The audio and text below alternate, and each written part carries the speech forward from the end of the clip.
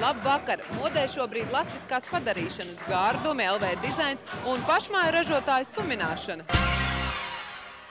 Es tev lūdzu pērkonīti. Es tev lūdzu pērkonīti. Ar folkloras kopas uguns rituālu, kolektīvu plecu masāžu un latviskā gara stiprināšanu noslēdzās akcija Sasildīsim Latviju, kuras iniciatori bija žurnālu izdevējs Anta Anča. Viņa stāsta, ka sajutusies parādā Latvijai par pilnasenīgo dzīvi un vēl šobrīd esot īstais brīdis novērtēt katru, kurš rosās un dara. Tas būtiskākais liekas, ka tomēr tā pašapziņas celšana, ka tas ir ļoti svarīgi. Vēl pirms gada pasākumos varēja redzēt svežzemju gastronomiskos gardumus. Nu pavāriņu cienestā pasniedz vietējos labumus. Tie ne tikai labi garšo, bet arī lieliski izskatās. Piemēram, kas vainas biešu želeja ar sieru uzpūteni. Starptautisks līmenis garantēts. Ballītes dalībnieki atzīstas, ka nevarētu dzīvot tieši bez Latvijas dabīgiem produktiem. Tad es nevaru izdzīvot bez Daugavpilī ražotā piena šerbeta. Es tagad diezgan daudz skatos uz interkrosu. Man tikko es bez tendera ziepēm ar sevi nevaru iedomāties. Tas laikam ir pirmais, kas uzreiz nāk prātā. Jā, es varētu teikt, tīri labs šnabs ir Latvijā. Daudzos gadījumos. Jā. Nē, nu, tas ir joks, protams, bet jā. Latvijas produkti ir absolūti ekscelenti. Tā ir rupmaize, ja, īstā lauka maize, ko ir ļoti grūti arī tagad dabūt. Lauka maize.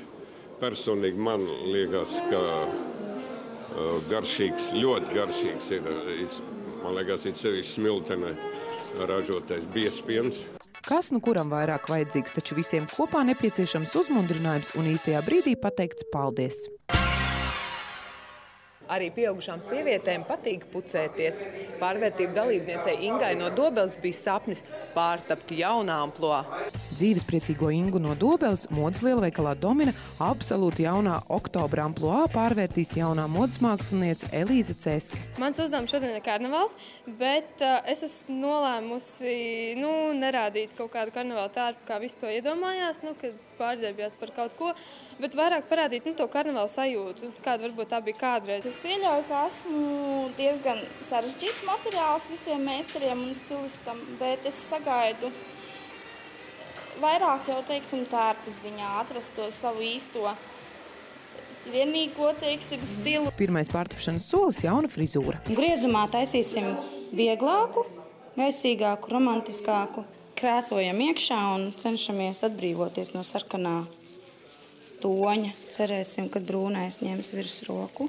Jaunā frizūra ir eleganta, seko grīmu uzklāšana, īpaši tiek akcentēts lūpas, jo pārvērtība autorei ir sava versija par Ingas karnevāla stilu. 40. gada spilgti sarkanās lūpas, pleci, viduklis, tās ir tās lietas, kas atkal nāk modē. Inga iznirst no pielaikošanas kabīnes stalta un starojoša, īpašais knifs rūtainā cepurīte, karnevāliskie akcenti šāli ar zebras rakstu un jāstrās brošiņas.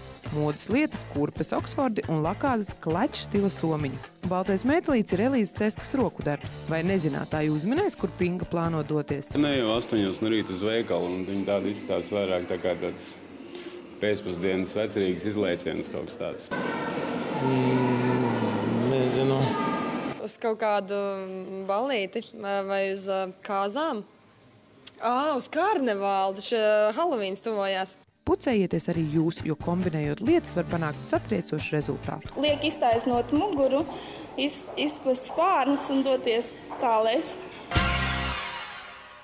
Bieži vien sievietes skaistumu mēra pēc saņemto komplimentu daudzuma, taču austrumos paklāju mēra instruments izrādās ir cigarete. Mēs mēģinājām noskaidrot, vai tā ir patiesība, apmeklējot paklāju izstādi. Nedēļas nogalē ļaudis traucās uz ekskluzīvu dizaina paklāju izstādi. Tā Rīgā bija aplūkojama vien 5 dienas. Apskatām patiešām pasaules līmenī ekskluzīvu paklāju. Katrs no šiem paklājiem ir roku darbs un eksistē tikai un vienīgi vienā eksemplārā. Šī izstāde ir veidota speciāli Rīgai, apvienojot konkrēti šā brīža pasaulē godalgotus dizainerus.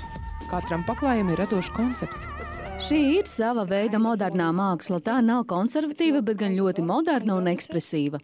Tehnika, kādā mēs darinām savas paklājas, ir 500–600 gadu sena. Tāpēc arī paklāju cenas ir iespaidīgas. Viens paklājs maksā apmēram 8 līdz 9 tūkstošus eiro. Cik par paklāju būtu gatavi maksāt pašmāju ļaudis? Tagad necik. Tagad vienkārši lidot ar paklājiem. Cik būtu gatava dot, tas karājās no cik uz to brīdi ir naudas. Katrā gadījumā tepiķi, ko es gribēju iegādāties kādus gadus atpakaļ Londonā izstādē, maksāja 360 000 paundi. Ar Rīgā eksponēto paklāju dizaineriem sadarbojas gan mūziķis Džordžs Maikls, gan Putinu ģimene. Publiski gan pircēja vārdi netiek atklāti. Mēs esam izstrādājuši paklāju projektus Krievijas, Latvijas un Igaunijas ietekmīgiem cilvēkiem, kuru vārdus gan man nav ļauts nosaukt. Toties padomā, kā noteikti paklāju kvalitāti, mums izdevās izdibināt lūksanā recepti. Ņēma cigareti, pielika paklāju otrā pusē, kur bija redzami mezgli, un saskaitīja, cik šīs vienas cigaretes garumā ir mezgliņi. Un tā radās mērvienība persiešu paklājiem rai 70, rai 60 vai arī tam līdzīgi. Jo vairāk mezgliņi, jo blīvāks paklājs, jo arī viņš dārgāks un ilgāk kalpo.